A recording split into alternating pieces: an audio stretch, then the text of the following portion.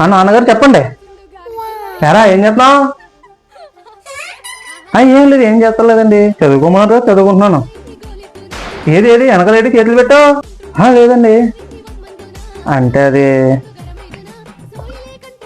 నేను చదువుకోపని పంపిస్తే నువ్వు చేసి వేస్తావు ఇక. నాన్నగారు చదువుకున్నానండి. ఎంత చదివినా ఎక్కడం లేదండి బాబు. మా ఫ్రెండ్ గారు ఫోన్ చేసి, ఒరే ఎంత చదివినా ఎక్కుతలేదా, ఏం చేయను అని అడిగానండి. ఆడన్నాడు, ఒకసారి తాగి చూడరా ఎక్కుతుంది అన్నాడు. తాగి చూసానండి, ఎక్కింది. ఇవే తగ్గించుకుంటే మంచిది. కొంతమంది మనుషులు ఇలాంటివి చేయడానికి గల కారణం భయం లేకపోవడం, గోపు మీద ఒకటి దెంగి చెప్పేవాళ్ళు లేకపోవడం. మీరు కూడా తాగి చూడండి.